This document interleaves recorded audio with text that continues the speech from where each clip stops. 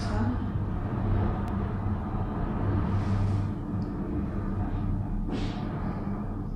Bonjour à tous et bienvenue dans une nouvelle vidéo. Aujourd'hui je viens vous parler littérature puisque je viens vous donner mon avis sur 3 lectures récentes que j'ai faites, 2 qui sont des livres qui sont sortis très récemment et un qui est un peu une lecture bonus mais qui vaut le détour. Je vous laisse tout de suite avec la suite de la vidéo et c'est parti.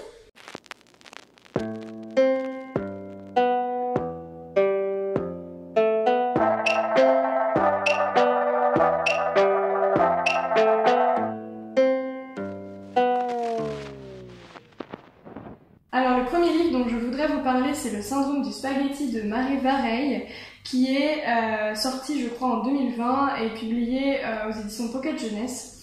Mary Varey, c'est une auteure qui a publié très récemment Ainsi gèlent les bulles de savon, dont j'avais pu lire un extrait grâce à la Box Cube qui fournissait des extraits exclusifs de romans à venir. Donc le syndrome du spaghetti, c'est l'histoire de Léa, 16 ans, qui est passionnée de basket et qui est très talentueuse dans ce domaine. Et son rêve, c'est d'intégrer la WNBA, qui est la Women's National Basketball Association. Et donc elle rêve d'être la 14e joueuse de basket à intégrer ce championnat du monde de basket. Mais malheureusement, les rêves de Léa vont s'effondrer après avoir vécu un drame familial dont je ne vous parle pas plus en détail. Et elle va donc devoir repenser son avenir. Et petit à petit, d'autres obstacles vont se mêler au récit, puisqu'elle va aussi devoir faire face à des problèmes de santé qui ont donné notamment le titre au roman, Le syndrome du spaghetti. Et donc du coup son avenir en est totalement bouleversé, elle va devoir repenser tout ce qu'elle avait prévu. J'ai trouvé la thématique de ce livre très percutante.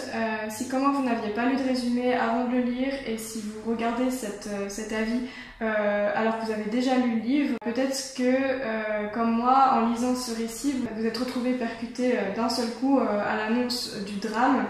Je trouve que c'est vraiment très réussi, on ne s'attend pas du tout à ce qui va se passer. Et plus l'intrigue va s'épaissir, plus on va dans l'impossibilité de prévoir la fin et plus l'auteur va nous amener dans des chemins où on s'attendait pas du tout et c'est vraiment bien fait. D'ailleurs en lisant ce livre, je me suis beaucoup interrogée sur quelle fin donner à ce genre de récit, quelle fin je voulais surtout pas avoir. Et donc je pense que finalement Mary Varey a réussi à trouver le dénouement qui était le meilleur en fait à apporter à ce livre, donc je n'ai pas été déçue sur la fin. Pour ce qui est du style de lecture, j'ai malheureusement été plutôt déçue. Après c'est vraiment un avis très personnel parce que ça dépend juste des goûts de chacun. J'aurais préféré plus de poésie peut-être, que les faits soient décrits moins simplement, avec peut-être un peu plus de profondeur sur les ressentis de chacun. Et donc encore une fois, je pense vraiment que ça dépend d'une personne à l'autre, d'un ressenti à l'autre. Et ça n'enlève rien à la qualité du récit. Et enfin, dernier point concernant ce livre, et je pense que c'est un point qui mérite d'être relevé, j'ai vraiment lu ce livre d'une seule traite, je pense que je l'ai lu en une semaine, même un peu moins. Et c'est très rare parce que j'ai beaucoup tendance à lire même souvent sur un mois et ça dépend vraiment de chacun, encore une fois, ça dépend des rythmes de lecture de chacun. Et le fait que j'arrive à lire ce livre très rapidement, justement ça voulait pas dire que la lecture était mauvaise, loin de là. Je pense que c'est juste que l'auteur réussit à créer des personnages très attachants auxquels on a envie tout de suite de s'identifier et on a envie de savoir ce qui va se passer. D'ailleurs les personnages me font penser à une autre lecture que j'ai eu l'occasion de lire je crois il y a un peu plus d'1 an. C'est Ogress de Aileen Manso, je sais pas trop comment on prononce. Et donc si certains d'entre vous ont déjà lu ce livre là, il y a encore le tram qui passe. Donc si comme moi vous avez eu l'occasion de lire Ogress d'Aileen Manso et si vous n'avez pas eu l'occasion de lire, vraiment je vous conseille d'aller foncer le lire. Sur plein de points c'est assez ressemblant au niveau des constructions de personnages et même l'histoire du personnage principal, c'est un peu dans les mêmes...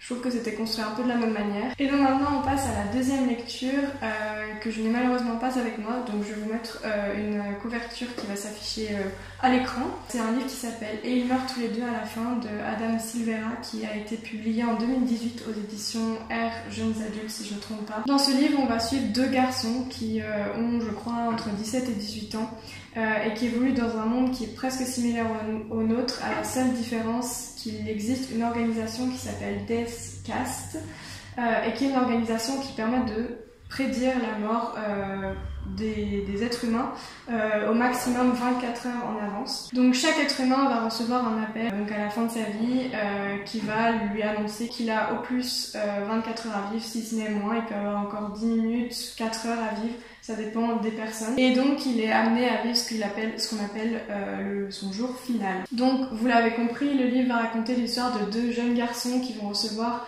l'appel de l'organisation le même jour et qui vont se retrouver projetés dans cette nouvelle dernière vie, si on veut, de cette dernière journée, où ils vont devoir profiter au maximum avant de mourir. Et ce qui est vraiment passionnant avec ce livre, c'est que l'auteur a réussi à imaginer avec précision tout ce qui aurait découlé de ce genre de système. Donc par exemple, il est possible d'organiser son propre enterrement, de choisir ce qu'on veut écrire sur sa pierre tombale. Il existe aussi des sortes d'institutions où on peut avoir des reconstitutions un peu en réalité virtuelle d'expériences à sensations fortes, ou bien visiter des pays en reconstitution un peu comme des parcs d'attractions. Mais le plus important dans cette histoire, c'est cette application qui s'appelle Dernier Ami et sur laquelle il est possible d'entrer en contact avec d'autres personnes qui sont proches de la mort. Et ces personnes-là, du coup, peuvent se mettre en contact ou être aussi mises en contact avec des personnes qui ne vont pas mourir mais qui veulent parler à ces personnes-là. Et donc l'idée du Dernier Ami, c'est que deux personnes vont choisir de passer leur dernier moment ensemble. Et donc ces deux garçons-là, qui s'appellent Matteo et Rufus, vont décider de se rejoindre et de passer leur dernière journée comme une dernière vie, de vivre comme une vie entière en fait dans cette dernière journée. Je trouve que la relation entre ces deux personnages est vraiment très attachante et que l'auteur a réussi à retranscrire deux personnalités très différentes. Et puisque l'issue de l'histoire, par définition, ici a déjà été révélée, on sait que ces deux garçons vont à la fin mourir.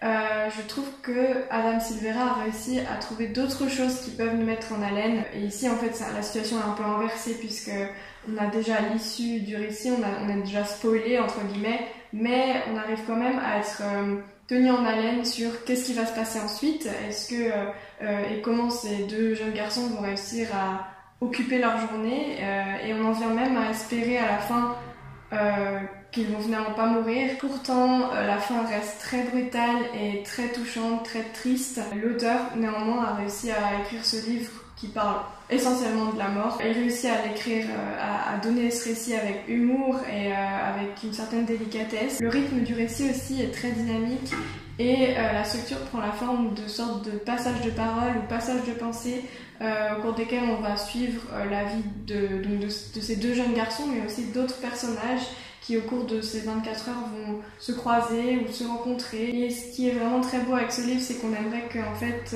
l'histoire se continue encore et encore. On aimerait rencontrer de nouveaux personnages, savoir qu'est-ce qui pourrait se passer pour d'autres personnes, et c'est vraiment très très agréable. Par contre, le vrai bémol de ce livre, je trouve, c'est la traduction française. Donc si vous êtes anglophone ou si vous parlez bien anglais, il n'y a pas de souci pour vous, vous pouvez lire la version originale. Mais j'ai trouvé que la version française était mal traduite. Pour moi, elle était très mal traduite. On avait même l'impression parfois que les passages étaient traduits automatiquement. Il y avait des erreurs dans le texte, etc. Donc c'est ce qui a rendu le récit un peu compliqué et qui m'a un peu sorti de ma lecture par moment. On a aussi l'impression, ça c'est peut-être dû au style d'écriture ou à la traduction ou je sais pas, mais on a parfois l'impression que les phrases mériteraient d'être plus étoffées ou qu'on aurait besoin de ressentir plus les émotions des personnages. Peut-être que parfois ça reste trop en surface. Ça c'est mon avis personnel, après chacun ressent comme il veut. Peut-être aussi que c'était un choix de la part de l'auteur justement de raconter les faits tels qu'ils sont. Moi personnellement j'aurais préféré parfois un peu plus de légèreté, un peu plus de poésie. Et enfin pour finir, je viens vous parler de ma dernière lecture qui date de cet été. Donc il s'agit d'une nouvelle qui s'appelle Les Moitiés de Claire Castillon, publiée aux éditions Vogue en 2012 je crois. Là la version que j'ai est très abîmée, je l'ai récupérée, c'est une version d'occasion. C'est une nouvelle qui fait seulement 63 pages et qui raconte l'histoire d'un couple hétérosexuel qui se rencontre alors qu'ils ont seulement 15 ans.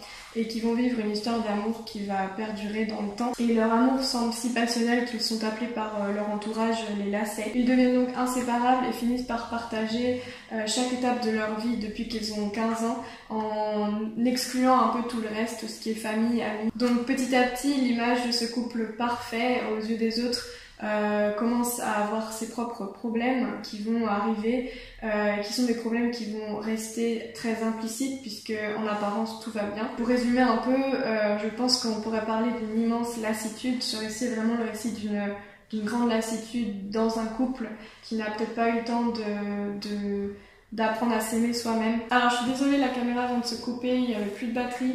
Je pense qu'il y a eu un petit faux raccord. Donc je préfère pas vous en dire trop sur cette nouvelle puisqu'elle est déjà très courte.